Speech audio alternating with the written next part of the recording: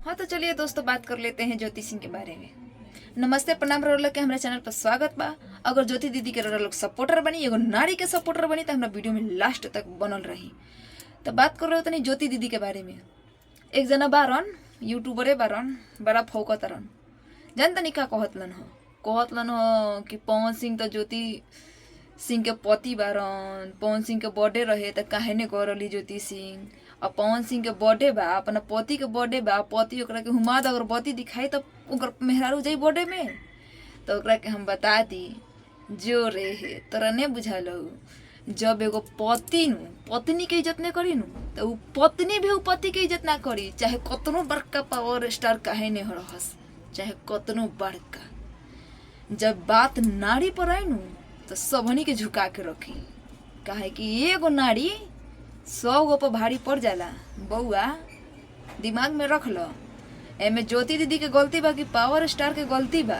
वो तो धीरे धीरे सबनी के सामने आइए जाए, आज ने तो बिहान आइए जाए।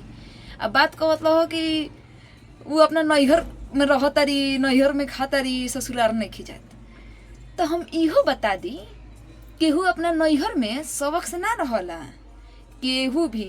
हमहू एगो औरत है। तो दोस्तों हम भी एक औरत ही है, ज्योति दीदी भी एक औरत ही है। एक औरत कभी अपने मायके में शौक से नहीं रहती, बता दे तो। उनका भी कोई मजबूरी है, सब बात सब किसी को नहीं पता चलता है।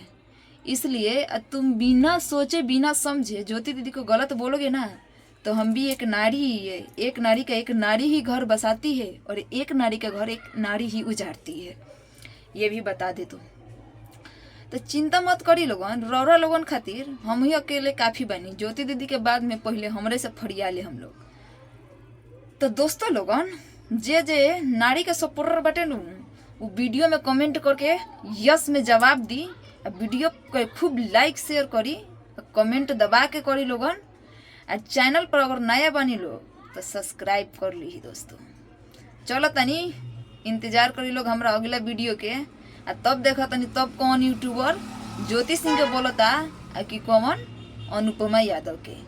काहे कि अभी नारी के नारी ही बचाई, एक नारी 100 पे भारी।